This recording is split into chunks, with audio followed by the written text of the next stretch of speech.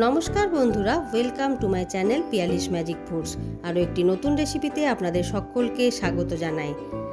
আজকে একেবারে অন্য ধরনের একটা পনিরের রেসিপি আপনাদের সাথে শেয়ার করব।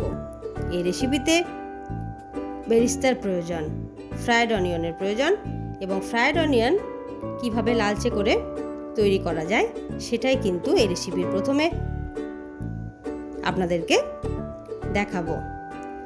তাহলে চলুন এই রেসিপির যেটা মূল ইনগ্রেডিয়েন্ট পনির ছাড়াও এই ফ্রায়েড অনিয়ন বা বেরিস্তা, চলুন সেটা বানিয়ে ফেলি।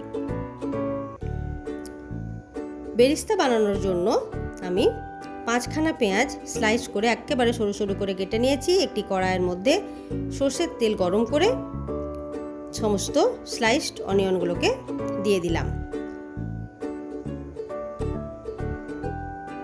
বেরিস্তা বানানোর জন্য কিন্তু বেশ খানিকটা তেল লাগে। বেরিস্তা সবসময় ছাঁকা তেলেই বানাতে হয়। ছাঁকা তেলে প্রায় 20 মিনিট থেকে আধ ঘন্টা সময় লেগে যায় বেরিস্তা বানাতে। ছাঁকা তেলে নাড়িয়ে চাড়িয়ে উল্টে পাল্টে পেঁয়াজগুলোকে ভাজতে হবে যতক্ষণ না পর্যন্ত পেঁয়াজগুলো একেবারে বাদামি বর্ণের হয়ে যাবে এবং ক্রিস্পি হয়ে যাবে, মচমচে হয়ে যাবে, ততক্ষণ পর্যন্ত ভাজতে হবে। দেখুন আমার বেরিস্তা একেবারে রেডি হয়ে গেছে। আমি একটি পাত্রে তুলে রেখে দিলাম। এরপর 400 গ্রাম পনির নিয়ে নিয়েছি। পনিরগুলোকে এইভাবে লম্বা লম্বা করে কেটে নিচ্ছি।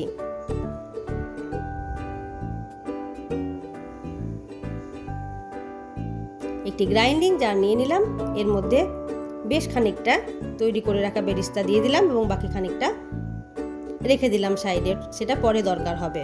দিয়ে দিলাম 2 চা চামচের মতো দই, একসাথে বেটে নিলাম।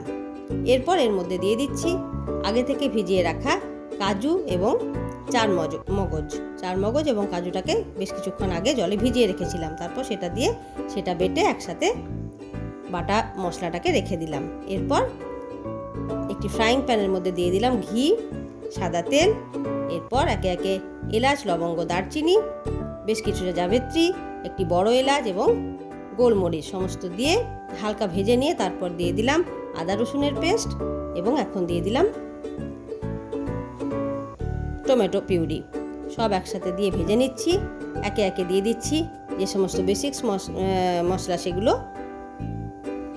লবণ, হলুদের গুঁড়ো, কাশ্মীরি লাল লঙ্কার গুঁড়ো এবং জিরে গুঁড়ো।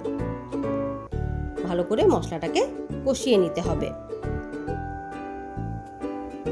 বেশ খানিকক্ষণ মশলাটা কষিয়ে নেওয়ার পর এর মধ্যে ভাজা পেঁয়াজ, দই এবং কাজু, চার মগজের যে পেস্ট ছিল সেটা দিয়ে দিলাম।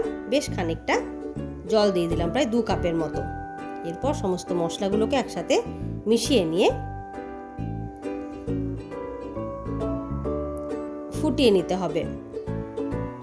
যখন মশলা ফুটে আসবে 5 থেকে 7 মিনিট পর এর মধ্যে কেটে রাখা পনিরের স্লাইসগুলোকে দিয়ে দিচ্ছি।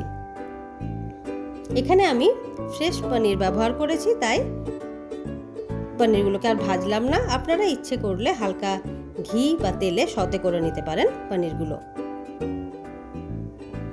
4-5 মিনিট ফুটে ওঠার পর এর মধ্যে দিয়ে দিলাম হাতে করে একটু ক্রাশ করে কসুরি মেথি। আবার বেশ খানিকক্ষণ ফুটিয়ে নিচ্ছি।